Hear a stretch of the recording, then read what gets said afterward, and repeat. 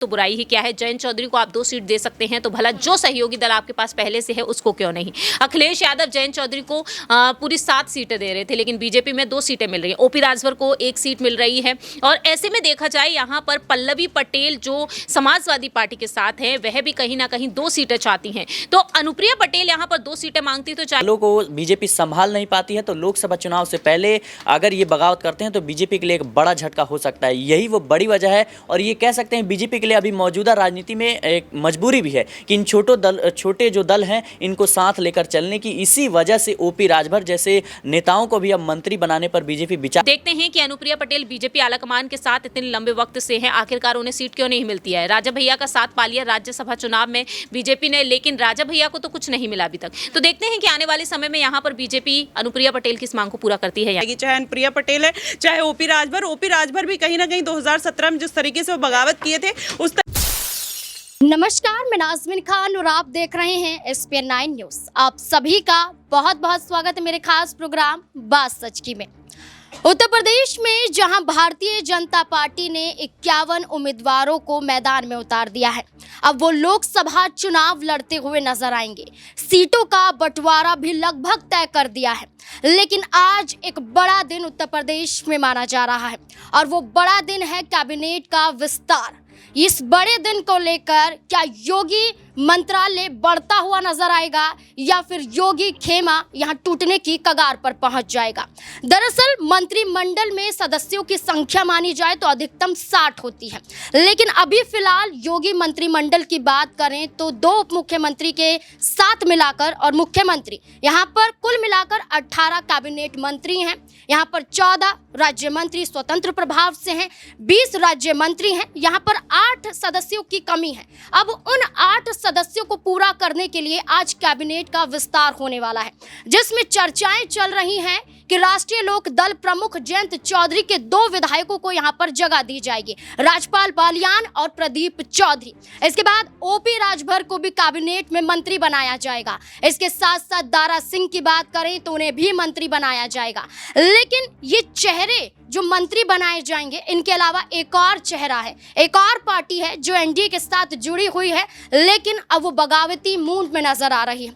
दरअसल बात यहां पर की जा रही है अपना दल सोनेलाल की। अपना दल सोनेलाल प्रमुख अनुप्रिया पटेल की। अनुप्रिया पटेल अब मांग कर रही हैं कि उन्हें भी कैबिनेट में जगह दी जाए। मिर्जापुर से बात करें तो वैसे ही वो सांसद हैं, लेकिन मांग करती हैं अपने विधायकों को लेकर। कहती हैं कि यहां पर कैबिनेट में उनके विधायक को भी जगह दी जाए। एक विधायक को लेकर अनुप्रिया अब मांग कर रही हैं, लेकिन आज शाम तक जो फैसला होगा, कैबिनेट का जो विस्तार होगा, क्या अनुप्रिया पटेल के विधायक को जगह मिलेगी या फिर अनुप्रिया को नाराज कर दिया जाएगा? इससे जुड़े हुए तमाम सवाल नजर आते हैं। कैबिनेट विस्तार को लेकर भी तमाम सवाल हैं। न्यूज रूम में मौजूद हैं और सवालों के जवाब खंगालने की कोशिश करेंगे कि आखिरकार क्या कैबिनेट विस्तार से पहले योगी आदित्यनाथ का वर्चस्व उत्तर प्रदेश में बढ़ेगा या कमजोर होता हुआ नजर आएगा। सिराज मेरे साथ मौजूद है।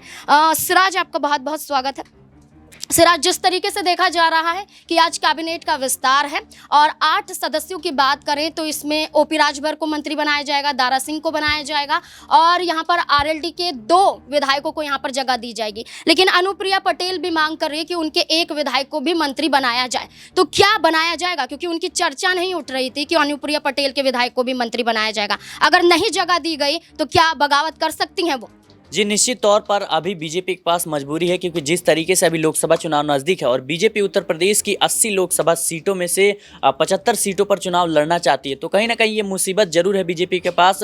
अगर इन छोटे दलों को बीजेपी संभाल नहीं पाती है तो लोकसभा चुनाव से पहले अगर ये बगावत करते हैं तो बीजेपी के लिए एक बड़ा झटका हो सकता है। यही वो बड़ी वजह है और ये कह सकते हैं बीजेपी के लिए अभी मौजूदा राजनीति में एक मजबूरी भी है कि इन छोटे जो दल हैं इनको साथ लेकर चलने की। इसी वजह से ओपी राजभर जैसे नेताओं को भी अब मंत्री बनाने पर बीजेपी विचार कर रही है। एक वक्त था जब योगी आदित्यनाथ जो है ओपी राजभर से खास पूरे नाराज रहते थे, लेकिन जिस तरीके से आला कमान से उनको आदेश जाता है कि अपने रिश्ते मजबूत कीजिए ओपी राजभर के साथ, और अब हाल ही में देखा गया है कि ओपी राजभर और योगी आदित्यनाथ का कह सकते हैं बातचीत जो है अब शुरू हो चुका है। तो निश्चित रूप से अब यानी आज ही कह सकते हैं ऐलान कर सकती है बीजेपी। बिल्कुल, ओपी राजभर का तय है कि कैबिनेट में उन्हें जगह मिलेगी, लेकिन लोकसभा चुनाव को लेकर सीटों की मांग करते हैं 3 से 4, लेकिन चर्चा हो रही है कि यहाँ पर ओपी राजभर को सिर्फ 1 सीट दी जाएगी। क्या संतुष्ट हो पाएंगे? जी, मुझे लगता है कि बीजेपी में हैं वो उनके लिए बड़ी बात है, क्योंकि बीजेपी खुद कह सकते हैं कि उनके भरोसे पे अगर राजभर हारते भी हैं तो मोदी चेहरे की बदौलत उनकी पार्टी को जो एक सीट मिलेगा उस पर जीत हासिल भी कर सकते हैं। तो मुझे नहीं लगता कि आप 10 सीटें ले लें और 10 हार जाएं तो उसमें कोई फ़ायदा नहीं है। अगर आप एक अच्छे संगठन के साथ हैं और आपको लगता है कि उस सीट पर जीत मिलेगी तो निश्चित रूप से वो लेंगे और उन्हें करना भी चाहिए, क्योंकि निश्चित रूप से इसमें कोई दो राय नहीं है कि अभी कह सकते हैं बीजेपी की लहर है और लोकसभा चुनाव में जो है बीजेपी आगे दिख रही है। तो यही वो बड़ी वजह है कि ओपी राजभर कह सकते हैं बीजेपी के साथ कॉम्प्रोमाइज़ करने के लिए तैयार रहेंगे। अगर ओपी राजभर की बात यहाँ पर होती हुई नजर आ रही है, ओपी राजभर की बात करें तो वो यहाँ पर सीटों को लेकर कहीं ना कहीं भारतीय जनता पार्टी के सामने चुनौतियां दे रहे हैं। लेकिन बात यहाँ पर कैबिनेट के विस्तार की आती है। कैबिनेट का विस्तार होने वाला है, लेकिन उससे ठीक पहले क्यों ओपी राजभर के बयान यहाँ पर विवादित नजर आ रहे हैं। आपको बता दें कि सलेमपुर में जाते हैं, जनसभा को संबोधित करते हुए नजर आते हैं, लेकिन भारतीय जनता पार्टी के ही सांसद को यहाँ पर खदेड़ते हुए दिखाई देते हैं, उनके खिलाफ बोलते हैं और ये कहते हैं कि धरती पर उतारे गए हैं लेकिन किसी की मदद नहीं करते हैं। राजेश सिंह की जो एक कारोबारी हैं उनकी तारीफों के कसीदे बांधते हुए नजर आते हैं। लेकिन यहाँ पर राजेंद्र कुशवाहा की बात करें, जिनको सलेमपुर से उतारा गया है, टिकट दिया गया है, लेकिन उसी के खिलाफ नजर आते हैं। तो ओपी राजभर जो बयान दे रहे हैं, क्या उन बयानों के आधार पर बातचीत की जाए तो क्या वो अब अपने पैर पर कुल्हाड़ी मारते हुए नजर आ रहे हैं? प्रांशी मेरे साथ मौजूद है, जानने की कोशिश करेंगे कि अब ओपी राजभर का अगला कदम क्या रहेगा। प्रांशी, जिस तरीके से देखा गया कि अभी मैंने बताया कि ओपी राजभर जिस तरीके से बयान दे रहे हैं, बयानों के आधार पर तो भारतीय जनता पार्टी को घेर रहे हैं, लेकिन आज तो कैबिनेट का विस्तार है, उन्हें सोच समझकर बयान देना चाहिए था, लेकिन वो जानबूझकर ऐसे बयान क्यों दे रहे हैं? क्या बागी होने वाले हैं? देखिए, ऐसा कहा भी जा सकता है क्योंकि ओपी राजभर जिस तरह से मौके को देखते हुए यहाँ पर आगे बढ़ते हुए नजर आते हैं, तो आने वाले समय में कहीं ना कहीं लोकसभा चुनाव से पहले ओपी राजभर जहां उन्हें अवसर मिलेगा वहां जाना एक बार फिर से वह पसंद करेंगे। देखा यही जाएगा कि कहीं ना कहीं ओपी राजभर आने वाले समय में अपनी रणनीतियों में बदलाव करते हुए नजर आ सकते हैं, क्योंकि हमने ये भी देखा है नाज़मीन की अखिलेश यादव पर वह निशाना साध रहे हैं और जिस तरह से अब वह बीजेपी पर भी निशाना साध रहे हैं, तो ये सवाल खड़े होना लाजमी है कि क्या वह यहां से भी अब साइडलाइन होते हुए नजर आएंगे, बीजेपी का साथ छोड़ना भी चाहेंगे, लेकिन वह चाहते हुए ये नहीं कर सकते क्योंकि आज योगी मंत्रिमंडल का जो विस्तार होने जा रहा है जिसमें ओपी राजभर को भी जगह मिल रही है, तो जाहिर है कि आने वाले समय में भी कहीं ना कहीं वह आने वाले समय में भी किसी ना किसी चीज को लेकर यहाँ पर लोकसभा सीट को लेकर जो उनकी चाह है वो सीट भी उन्हें मिलने को जा रही है और ऐसे में यहाँ पर ओपी राजभर को आने वाले समय में और भी कई मौके मिल सकते हैं। तो मुझे लगता है कि आज आप बीजेपी पर निशाना साध रहे हैं, ऐसे कई नेता हैं जो बीजेपी के साथ हैं, बीजेपी में शामिल हैं,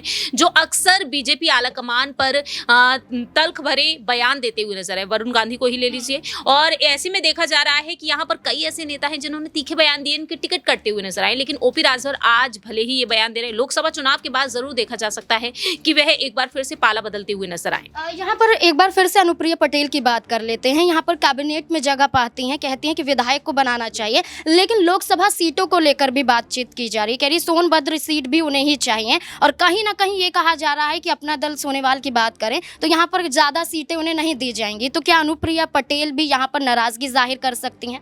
देखिए, जाहिर है सीटों के बंटवारे को लेकर नाराजगी तो होगी ही होगी, क्योंकि तकरीबन 74 सीटों पर बीजेपी चुनाव लड़ती हुई नजर आ रही है 80 में से, लेकिन 6 सीटें वह अपनी सहयोगी दल के लिए रखती है। तो बीजेपी को कहीं ना कहीं ये आशंकाएं हैं कि कहीं ना कहीं यहाँ पर जो सहयोगी दल इन सीटों से उतरेंगे तो हार का सामना ना हो जाए। और ऐसे में क्योंकि कांग्रेस 17 पर चुनाव लड़ रही है और 17 में से रायबरेली भी है, अमेठी भी है और इसके अलावा देखा जाए फूलपुर सीट भी है जो काफी ज्यादा गांधी परिवार के लिए मायने रखती है। तो अब यहाँ पर अनुप्रिया पटेल की आपने बात की, मिर्जापुर सीट तो पहले से ही उनके पास है, लेकिन अब यहाँ पर सोनभद्र सीट को लेकर अगर वह मांग कर रही है तो बुराई ही क्या है। जयंत चौधरी को आप 2 सीट दे सकते हैं तो भला जो सहयोगी दल आपके पास पहले से है उसको क्यों नहीं।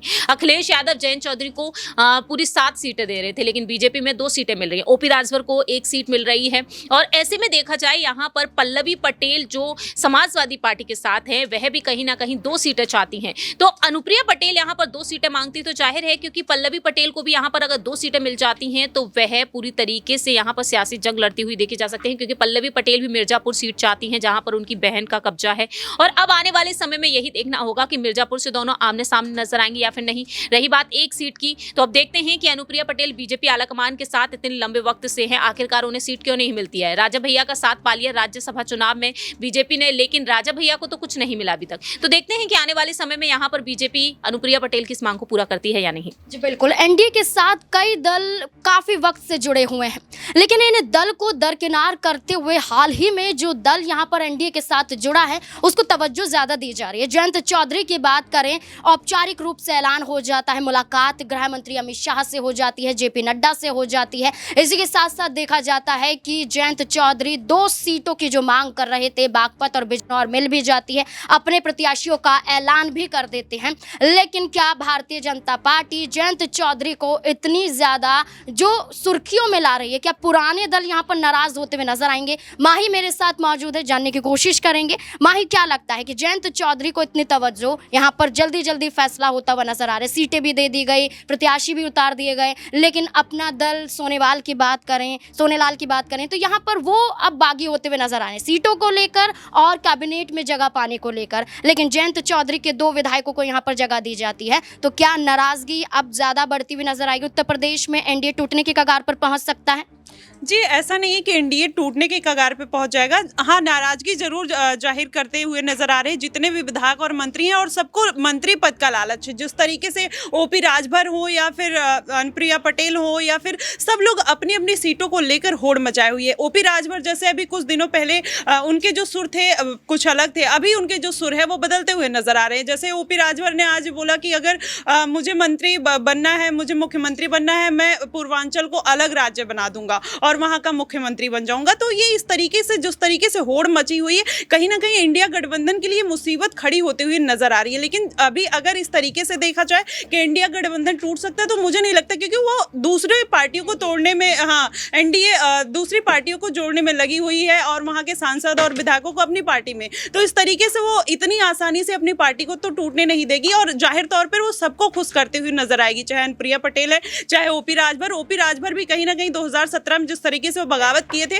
उस तरीके से एनडीए अब फिर से उनको चांस दे रही है। बहुत बड़ा मतलब मौका देखने को मिल सकता है ओपी राजभर के लिए। बिल्कुल, एनडीए के साथ कई दल जुड़े हुए हैं और इन्हीं दलों की नाराजगी के साथ क्या भारतीय जनता पार्टी उन्हें मना लेगी? संजय निषाद भी यहाँ पर मौजूद हैं, वो भी सीटों की मांग करते हुए नजर आते हैं, 2 सीटों की मांग कर रहे हैं, लेकिन भारतीय जनता पार्टी अभी यहाँ पर कैबिनेट का विस्तार करते हुए नजर आएगी। आज शाम तक तय हो जाएगा कि किन्हें जगह दी जाएगी, किन्हें नाराज किया जाएगा। क्या अपना दल सोनेलाल की बात करें, अनुप्रिया पटेल जिस तरीके से अब मांग कर रही हैं लोकसभा चुनाव के पहले, तो क्या अनुप्रिया पटेल की इस मांग को मान लेगी भारतीय जनता पार्टी या फिर नाराज कर देगी? और नाराजगी देखी जाएगी तो क्या कोई बड़ा कदम उठाया जा सकता है? क्या लगता है आपको? कमेंट सेक्शन में जरूर बताएं। देखते रहें SPN9 न्यूज़। धन्यवाद।